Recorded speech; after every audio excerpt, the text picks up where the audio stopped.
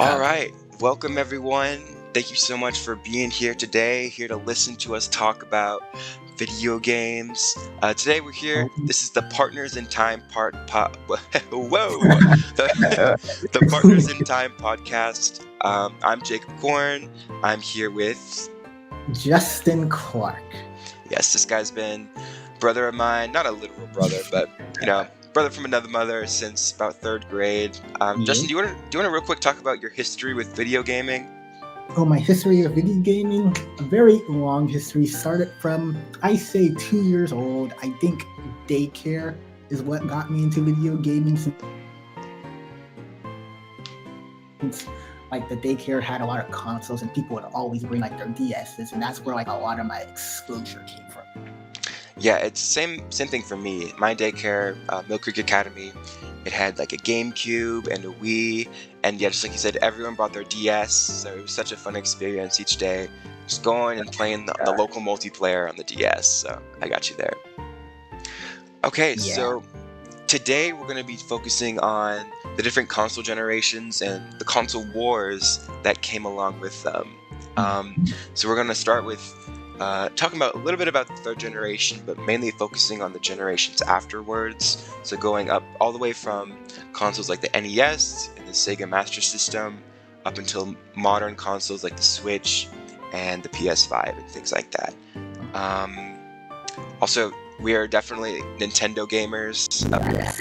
So yeah, we're going to be very biased today, but we're going to do our best to talk about the other consoles and just whatever we remember about them and things like that. So awesome. Let's just get started. Let's talk about, first off, what a console war is, right? So Justin, you remember like the console wars of like, Sega versus, yeah. Yeah, no, That's what I'm thinking. Yeah, that viral marketing. So yeah, in the third generation, that's competition. oh yeah, and I think it was definitely strongest in that third generation with Sega versus Nintendo, that first clash. Yes. I think a lot of it had to do with just like the mascot. The mascot really sell the competition.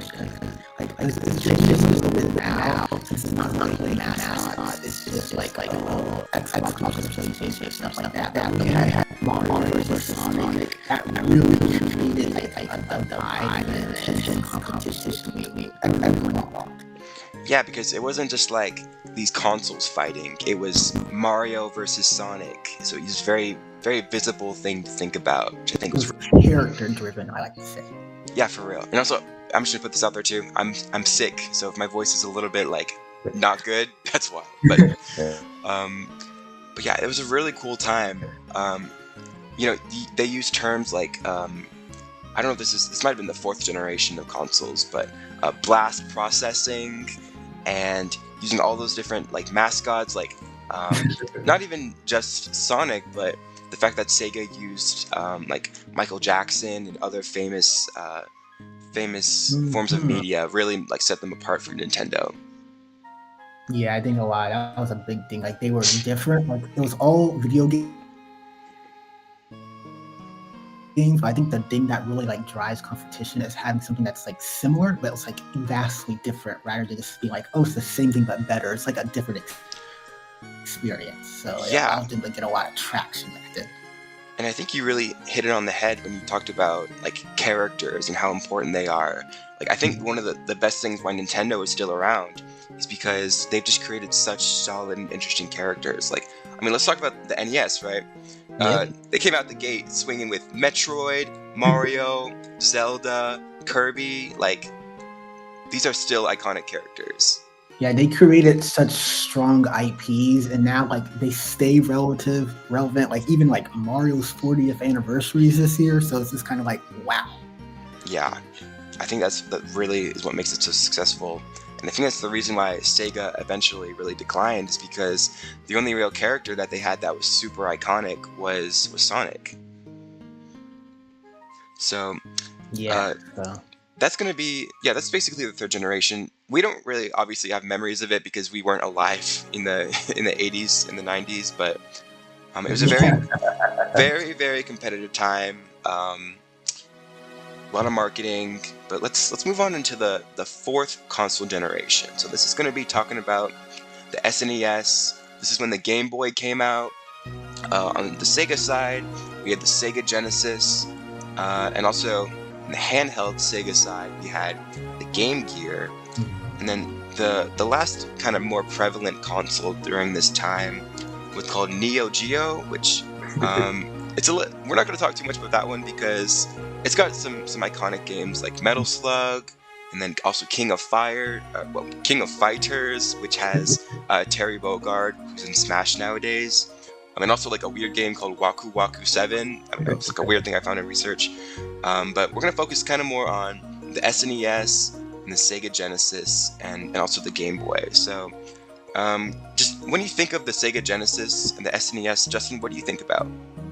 I think of more competition, but I also think of like this is like the first, let's say, leap because like the NES to the SNES, like that was the first time where people are like, "Whoa, graphics are changing," and I Yeah, think it was. I wish I was alive back then, but that would have been amazing. But I think that was just like it really started to show like the power of consoles.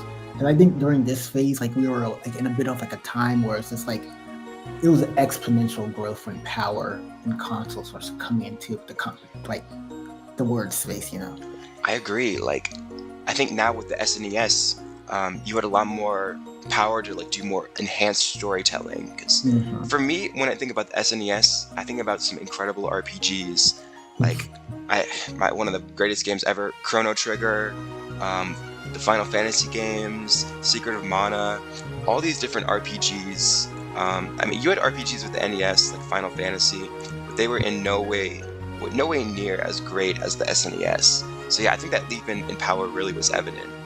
Yeah, with me in the leap in power, I think it's like I think it comes to like control is how games control. It's just like they refine the movement. Like when I think of Mario World, comparing that to like Super Mario Bros. 3, the way Mario controls is just way better, and there's like a way more depth. And like once again with Sonic on the Sega Genesis, this is like they were able to implement like momentum into the Yeah, I think that made gameplay. So I think like there's just a lot more things when it comes to power. It's like just a lot of things when it comes to power more than just like graphical. yeah, I totally agree. Um, so I know we don't have too much experience with the Game Gear, so I'm gonna list a few games that came from it, right? Hmm. Um, Dr. Robotnik's Mean Bean Machine, a classic. Sonic 2 and Sonic 3 and Knuckles, both incredible games. Um, and then also, I think one thing that we can talk about the difference between Sega and Nintendo is that Sega had more of like an adult teenager focus because they had Hmm. games like Mortal Kombat 2 on there, which just had a lot of gratuity and violence. Yeah, I think they were like going for like a lot of the cool factor at the time. Like, of course, like the whole cool, edgy stuff, like that really like took off during like the early 2000s. But I think this was like starting the beginning of just like video games becoming cool and they're not just like toys. Because when Nintendo entered the scene, and then NES was supposed to be seen as a toy. But now, like as video games got more widespread and to spread to more people, they had to like mature things a little bit. Yeah, definitely. I think one thing I really respect about Nintendo is that they never really sold to like being more edgy or more adult. They Mm. just made good games, like always Yes. consistently. Yeah. So yeah, the SNES, great. Justin, do you have a favorite SNES game? It's definitely Mario World. Mario World, yeah, that's a classic. Me, I'm more of like a story guy. Chrono Trigger, just it always wins out for me. But Mm. Okay. awesome. And now let's talk a little bit about the Game Boy because that was released around the time of the SNES.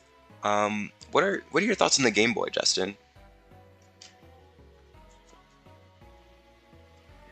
The Game Boy, it was, I think, well, first of all, it's the first like main entry into like portable gaming and all of that. So that's, of course, amazing, very influential. And of course, like I hear a lot of people are bringing Game Boys to playgrounds and stuff. So I think like for a lot of people, the Game Boy was like you can say the DS was to us. It was just a handheld thing that everyone had.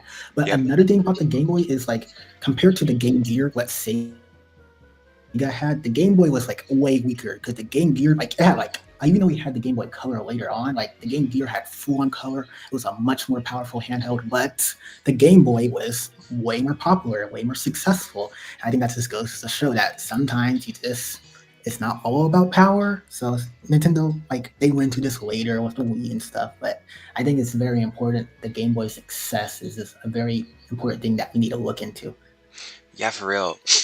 And I think once again, when we go back to the idea about how Nintendo creates such like iconic IPs, with the Game Boy comes Pokemon, Hmm. which just totally is still to this day the most popular and successful media franchise in the world. Yeah, that's crazy. And they like originally they weren't even thinking about like really continuing on with Pokemon, but well, I think, and also Pokemon was such an interesting thing. I wish I was around back then because it truly like it took over the playground. Like we heard about all those different rumors about like Mew. I mean, we didn't because we were not even alive, but Mew 3 and like the Mew under the truck, all those different rumors. Um, it really made Pokemon and the trading card game. There was so much that you could talk about with your friends, and it really made gaming go from just a toy to becoming like a part of our culture. yeah, I think that big communication aspect's very important because remember, Pokemon introduced the whole trading and link cable and linking Game Boys together. So Yep, like making games more of a thing that like you bring people together really helped expand gaming. I know. Um, and there was just it's so much. There's so much to talk about when it comes to Pokemon. Like you can talk about your favorite Pokemon. You can talk about like, oh, this was like a tough boss battle. There was so much that you could talk about with Pokemon. And I thought that even to this day makes it really cool. Yeah, I think that once again that communication aspect, and I think like even to today's games when it comes to like marketing, they want to make games that like people can talk about a lot and like Yes. even using social media to their influence, like people just posting crazy stuff in games to help expose it more. Yeah, I totally agree. So that's gonna be the fourth console generation. So, the Game Boy, the SNES, the Game Gear. But moving on, we get into more of the land of 3D gaming with the Oh fifth yeah. console generation.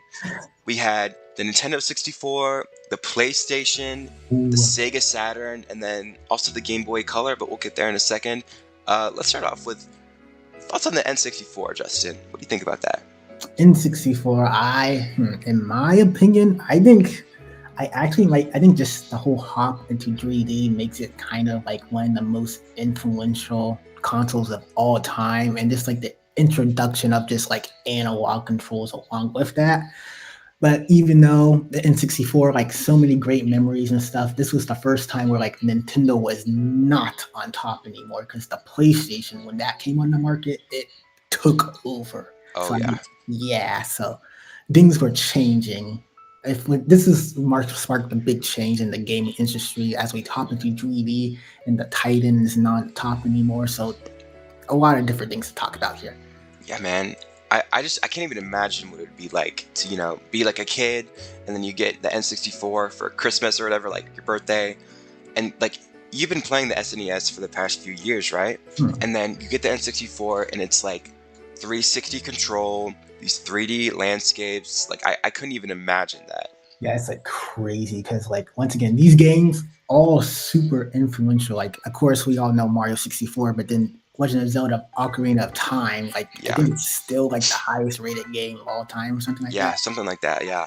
So it's Um, I think it's interesting too because another game that came from this time period was Final Fantasy VII, and that's another really high contender for best game of all time. So they were cooking in this time period, I guess. yeah, they went into 3D and even though there was a lot of challenges and stuff, they just still were able to make good games.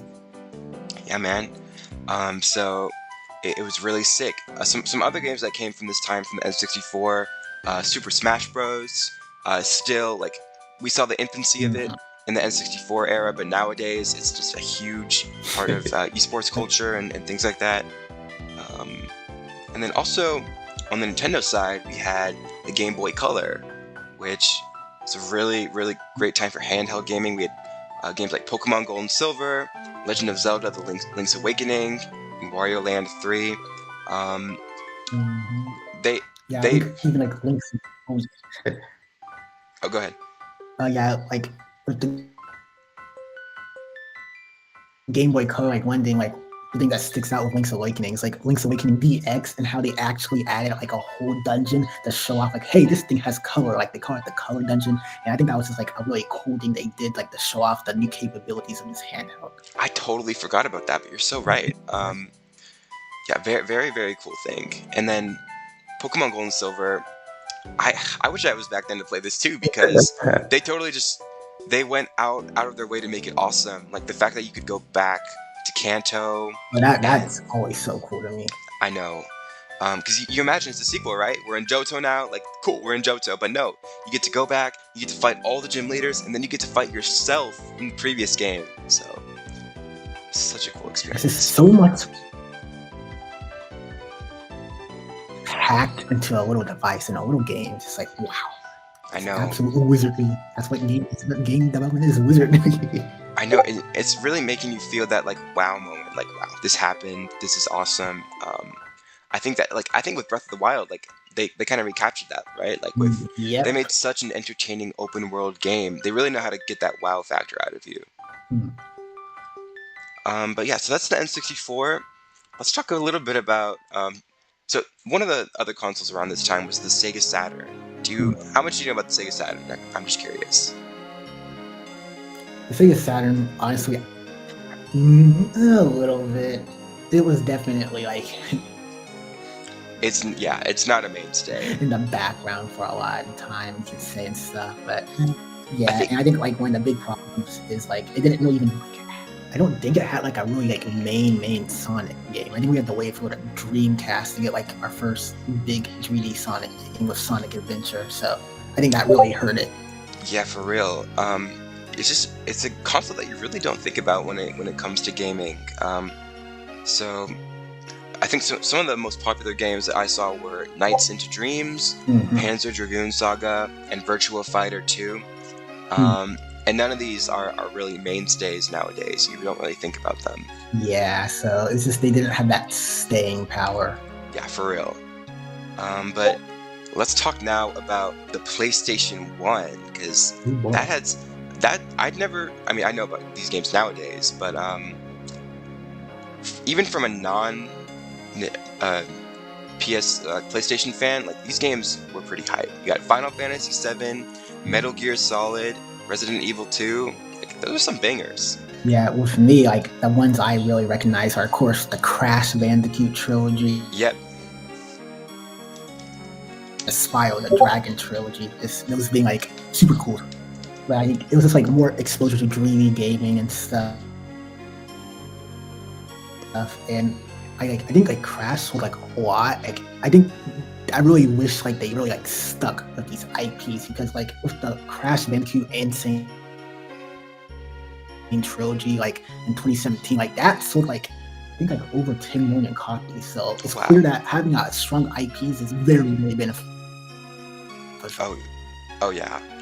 I think another huge thing why the PlayStation was so popular compared to maybe the N64 or the other consoles of that time was that they really like sold the cinematic side of it. Like N64 was great, it was cartoony, it was fun, but the PlayStation, you had Final Fantasy VII, you had Cloud Strife with this big sword, riding on a motorcycle, breaking through a glass ceiling. Like it was so awesome. And like Resident Evil 2, it was a horror game. Like you really felt like the horror of it, but you didn't have any horror from other consoles as much.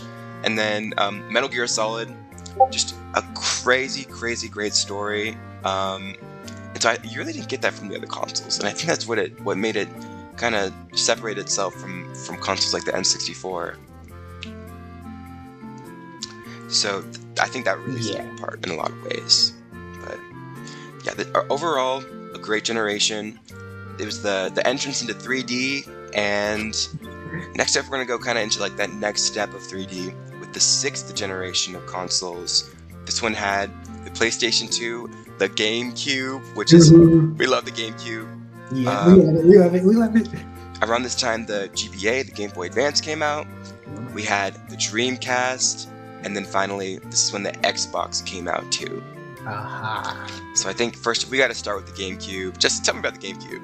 Oh, the GameCube. The GameCube. Something about there was I don't know. I think it was like they were expanding on 3D. That was the big thing. Like I think this was another like big leap. I think this was like you can compare this to NES to SNES, and they just like they knew how to handle 3D and they just like took off with it.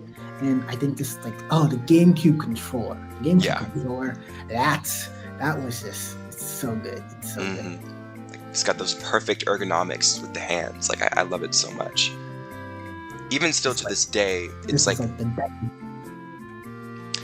even to this day, that controller is like the pinnacle of like fighting game controllers for platform fighters, even non-Nintendo platform fighters. So it's a really great controller. And the game, like you said, the games are just bangers after bangers. Like Super Smash Bros. Melee, people are still playing that competitively today. Wind Waker, Metroid Prime, Mario Sunshine, like banger after banger for sure.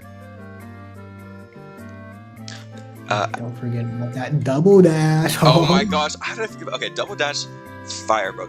I have so many memories of Double Dash, like because we had that at my daycare, and we didn't have an SD card, so we would just like we would play as much as we can throughout the day. We'd unlock Toad and Toadette in like their like cool like car, and then the next day we'd have to like play to get it again. So that was so fun. Yeah, another thing with the GameCube, like kind of paralleling, like it's just like I talked about like the jumping controls, and once again, the jumping controls between like N64 games and GameCube games, they just feel really good to play with. It's just wow. I know. I think another cool thing too about the GameCube is that they took their old IPs and they tried something new with them. Like with Wind Waker, you had that completely new. Yeah, go ahead. Oh, you got it. I see. I think I agree with that. Like this was basically Nintendo being very, very experimental with their franchises. They were doing weird things. I think that's what made the game feel so great. Like Mario has a water jetpack, Luigi has a vacuum cleaner, Wind Waker with its cartoony art style, just like ooh. And in Metroid, like it went first person 3D, like whoa. Crazy. Yeah, and I think maybe it didn't lead to the best sales of these games, but all of these games nowadays are seen as cult classics. Yeah, right. So I think those both sales. Yeah, so I think the GameCube did its thing. It did its job. It helped Nintendo experiment. Let's say with that. It kind of, as we know, after this there was a shift. But I think the GameCube was not a waste. That gave us a lot of good things and it helped Nintendo evolve. Yeah, I totally agree. And so we had the GameCube this generation. We also had the Dreamcast. So the Dreamcast had games like Sonic Adventure 2, Jet Set Radio, Shenmue. But I think when you think of the Dreamcast, you think Sonic Adventure 2. Do you want to talk about that, Justin? Yeah, Dreamcast is definitely Sonic Adventure. My dad had like he has a Dreamcast like in the attic, and I never seen it for the first time. I was like, whoa, I actually have one of these. So very surreal to have an old console, just to say. But like with Sonic Adventure 2, very influential because we all know Shadow the Hedgehog, like that, like once again characters. Shadow the Hedgehog, I think represent like a lot of that just early 2000s energy of kind of being like edgy and stuff. But I think like just Sonic and that solidified Sonic and its characters just really being like having such a big impact. And I think it was one of the first games to give them character too. Like, I mean, honestly, you had Sonic Adventure 1, but Sonic Adventure 2 even more. You got to see the personalities of these characters, and these personalities would carry on into future games.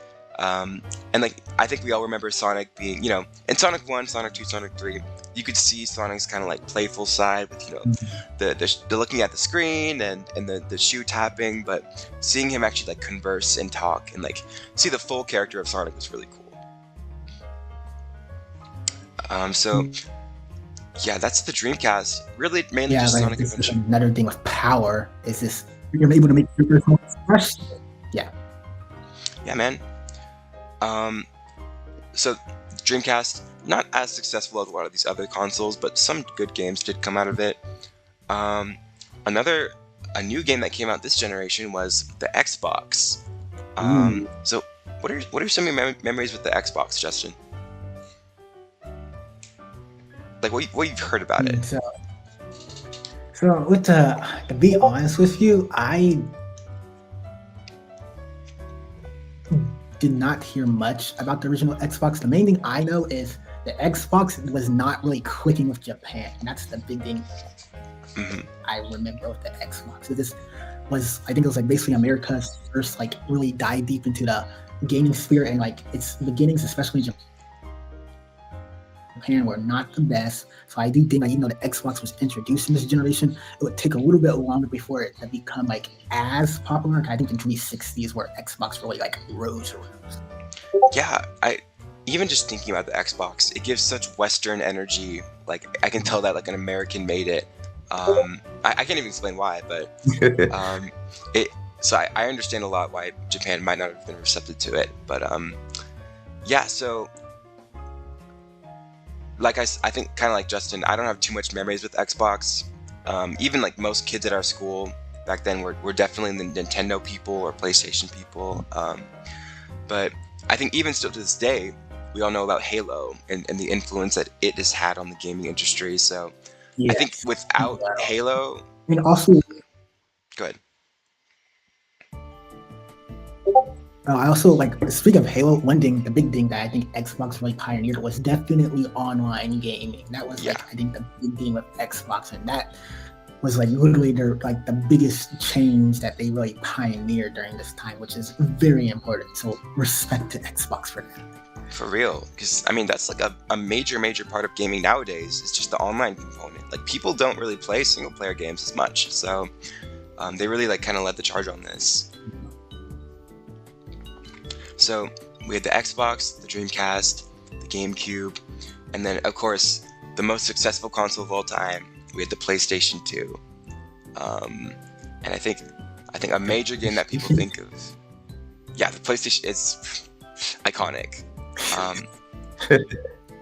I never owned it, but I definitely knew a lot of people who had it. I remember seeing it in their houses. GTA. Enough said. GTA. Like it had GTA, Metal Gear Solid.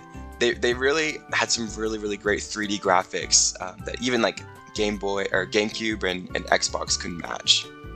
Yeah, it was definitely like PlayStation. They already had a successful console, and then they just shot themselves into the stratosphere with this one. And there was just a whole lot of things going to the PS. Yeah. It's game quality to jump, the brand new thing. Mm-hmm. And I feel like the controller itself just felt so futuristic. Like when I was holding it, I was like, whoa, it's like the future. And so I always felt like when I went to my friend's house to play the PS2, we'd play like, I don't know, Lego Star Wars or something. It was always super fun to just hold the controller because I was so used to the Wii.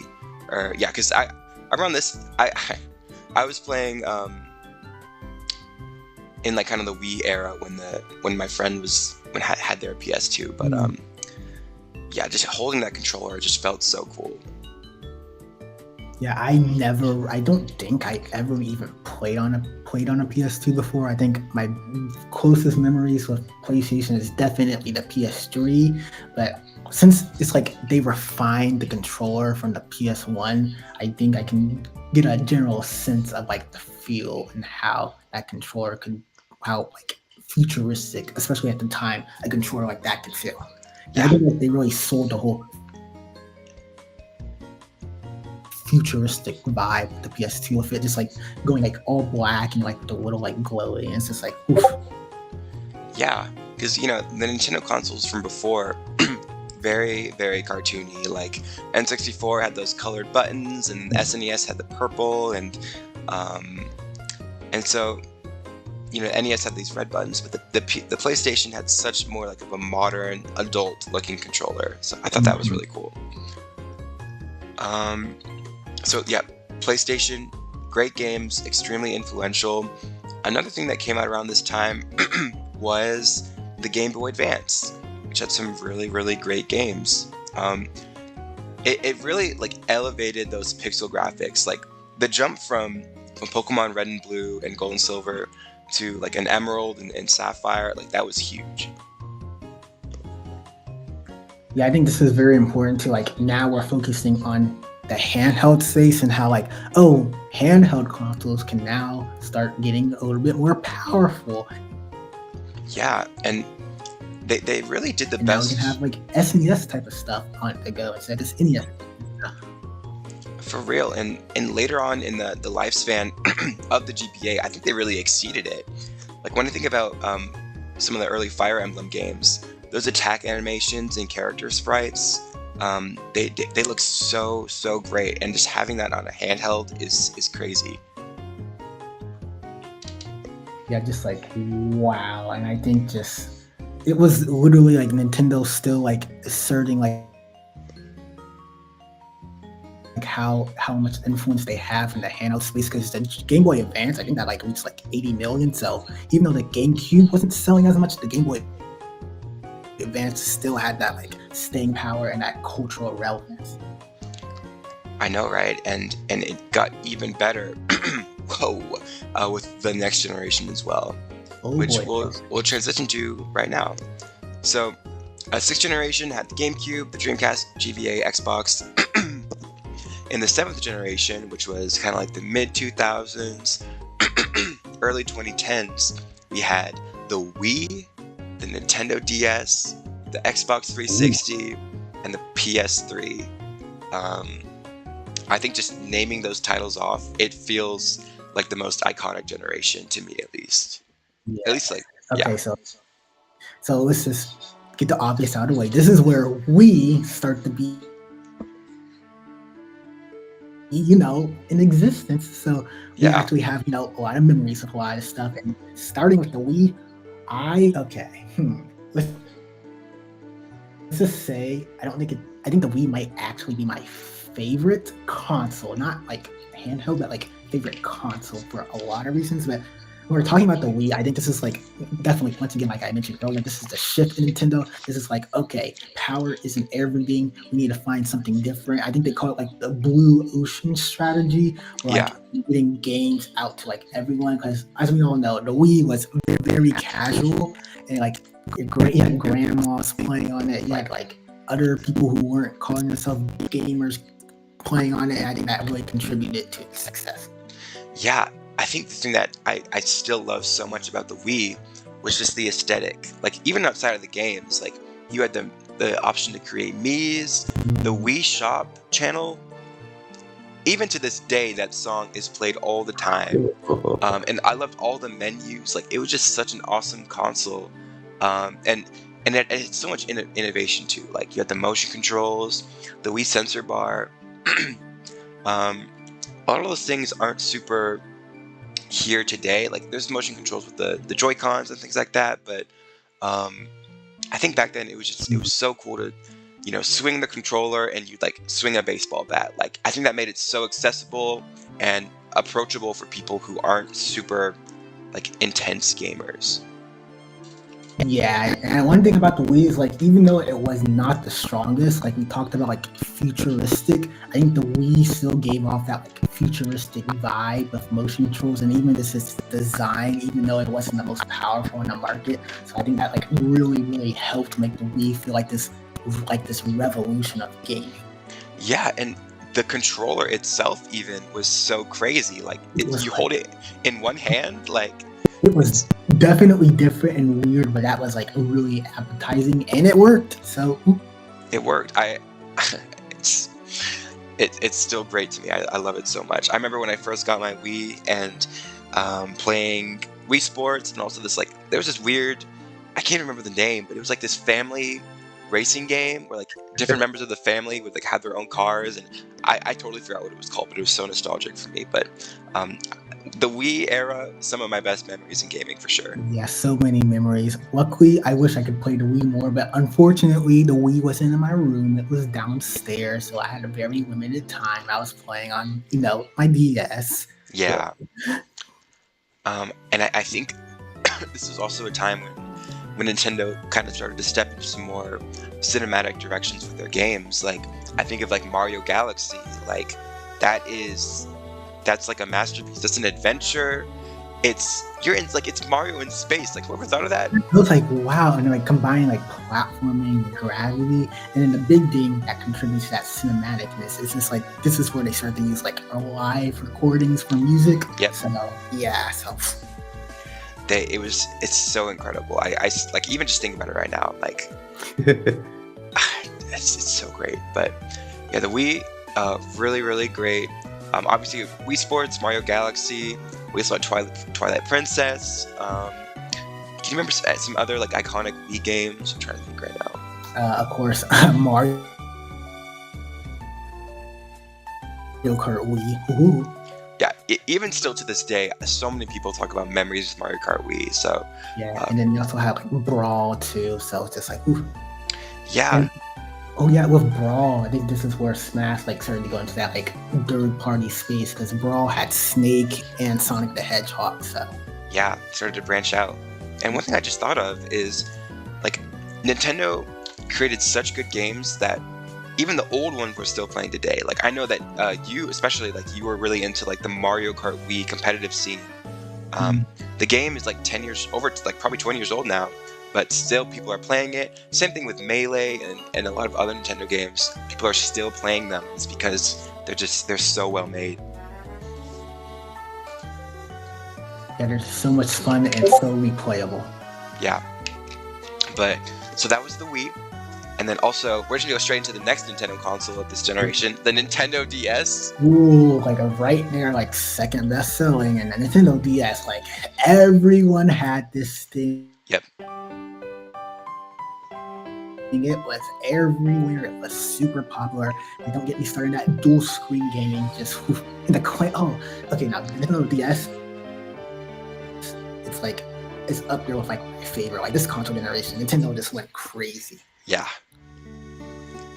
I think you said something about the clamp. Like I love that so much too. Like, Yeah, just that like you close it, it protects it, and you can fit it. Oh, I like it when it fits in your pocket. I know, because it feels so much better to like do the clamp and then like put it in your pocket than like you would with like a GBA or like just a regular Game Boy. Like it feels like a phone, like something that you just Yes. keep with you by your side. Yes, like okay, when it talks about like phone, I think like the DS was like kind of the phone before the phone because as we all know, the DS was the thing that pioneered touch controls before like the iPhone. So this was like, I think that really contributed to the DS's success because it was like you can say like way ahead of its time when it came to like touch controls and being able to like to bring it everywhere you go very comfortably. Yeah, I totally agree. And I think a huge part of what made it successful too was the multiplayer aspects of it. Like you had, I have so many memories of daycare. We were playing Mario Kart DS, like the balloon battle mode. Like that was blowing on the mic is a core memory for me. Like to get more balloons. I need those balloons. And it's just like but like that's all thanks to that download play where you can just like you don't even need the game, but you can still like play with people. Like thanks Nintendo for that. That was super helpful. Can we bring back download play, please? Yeah, Like, please, come on. please, come on. It's like a little demo for us, and then we play For real. And then the also, game anyways. this is when Pokemon Diamond and Pearl and Platinum came out. Still some of the best Pokemon games in my opinion. And also, this is when Pokemon went into like more of an online gaming because you had online battles, Wonder Trade, GTS. It was just a great time for Pokemon and made it even more popular than it already was. Yeah, it just all contributes to that connectivity because like the DS, like now, like even with the Wii 2, it started to incorporate like, oh, now we have online play. So it's like taking those innovations and now incorporating to their systems. And another innovation is like, as we all know, DS games, they were starting to be like, okay, now we can do like kind of like 3D-ish graphics now. That really helped. So Yeah. Overall, DS just totally popped off. Great console. So many memories.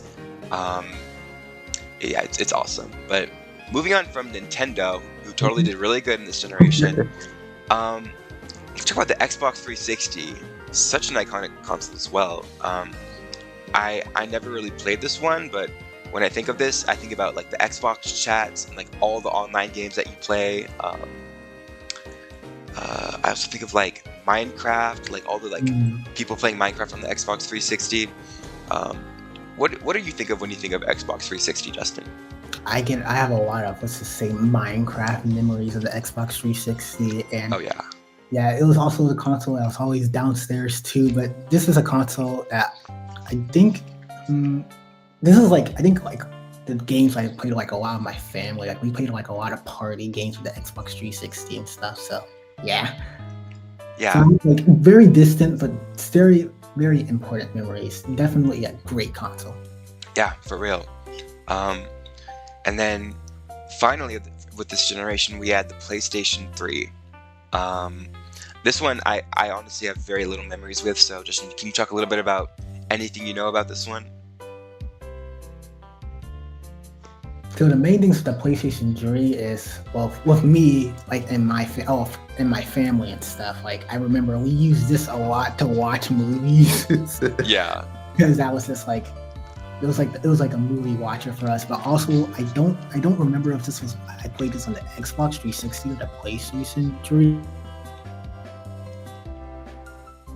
But like this one game that really connects with me is this like game called Burnout Paradise. It's just like a driving car game where you just go around and just drive in the car. But like I have a lot of memories with the PS3 and just like a lot of random games just playing. And I forgot which console like started to introduce to Connect, but like I remember like playing with Connect a lot too. So I it's think just like that might have been the Xbox 360. yeah, I think that might have been the Xbox 360.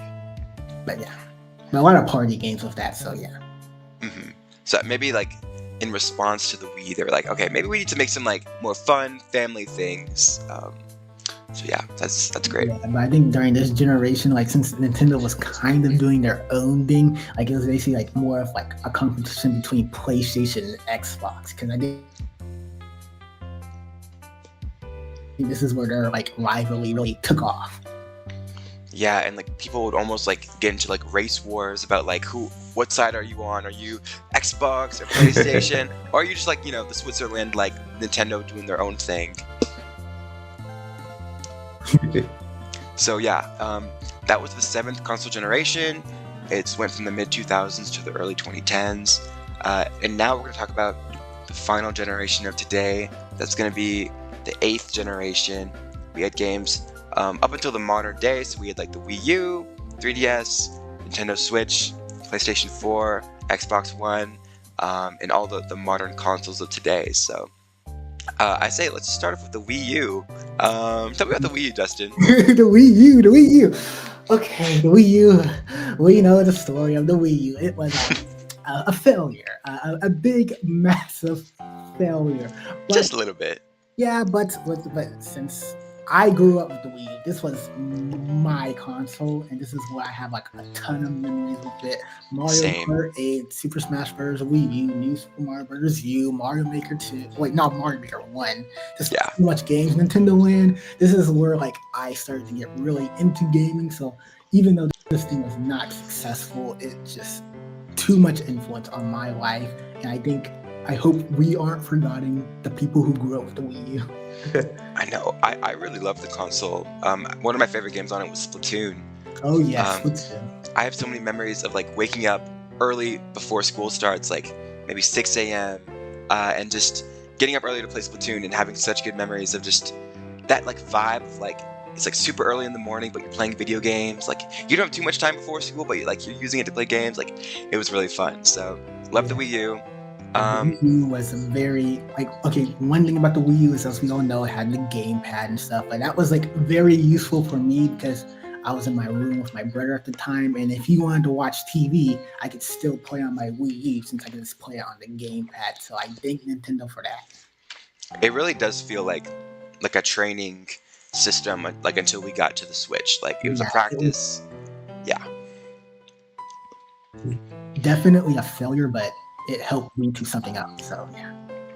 And it spawned some good franchises too, like Splatoon. So it's worth it in the end.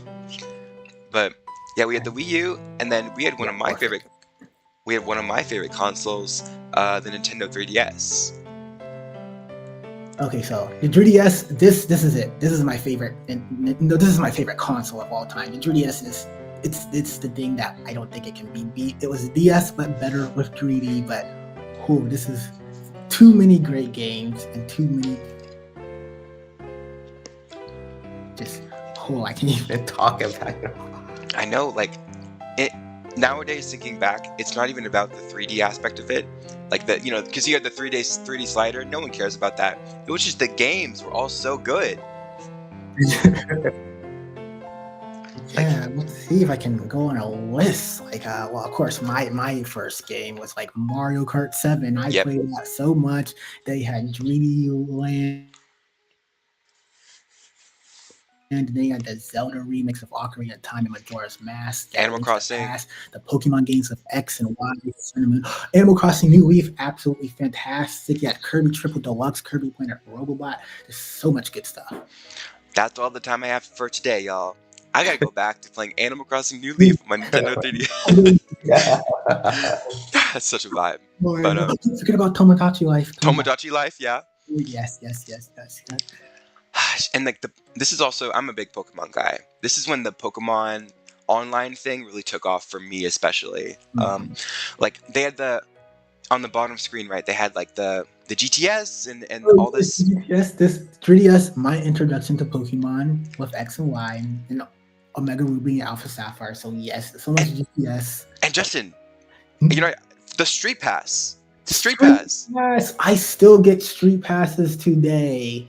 Like, I'm literally walking with my 3DS and I see the green light, and I'm like, oh, there's someone here on my college campus that's still carrying around their 3DS. It's amazing. And I loved all the Street Pass Me Plaza games, like the Find Me Adventure, and like I remember shaking my DS to get the steps so I can get the play coins. I love that so much.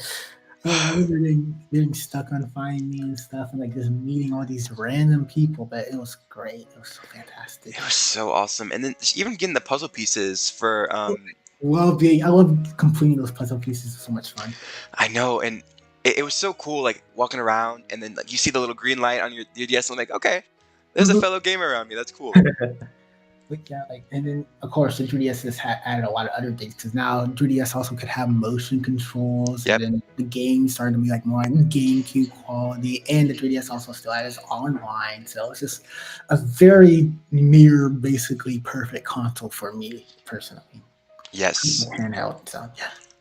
And it was also successful, over like 70 million. So even though the Wii U was not doing that great, the 3DS was still Nintendo and handhelds. They just do good. Yeah, for real. And then I'm realizing we're very over time, so we're gonna wrap this thing up a little bit quickly. The last two consoles we'll really focus on are just the PS4 and the Xbox One. So what are your, and we'll talk a little bit about the Switch too in a second, but thoughts on the PS4, Xbox One, Justin? These are consoles that, of course, with me, is the PS3 and Xbox 360. That's where most of my memories. But, PS4, they're consoles that definitely successful, definitely had a lot of influence. This is like when I was in school, so I would hear a lot of people talk about these consoles and stuff. But, they're the consoles that, they're there for me. They're there for me. I respect them. Same for me. Like, there's nothing I can really grapple onto when it comes to like games. Like, I think maybe I've sort of a childish mind, so a lot of these are like story-based, like action games that aren't like super cartoony, and like cartoony games are kind of my thing. So, but yeah, and then I think we're gonna call it right there, because this is supposed to be 30 minutes long. We are almost at 50 minutes. Oh, wow. Okay. So I think we're gonna call it kind of right there. But any like. Well, thank you so much, Justin, for being here. No problem. Y'all, this has been the Partners in Time podcast, episode 1, maybe episode 2. We'll see one day. I don't know. But yeah, Justin, thank you so much for being here. It's great talking to you about video games, and we'll see y'all on the next episode. Yep. See ya.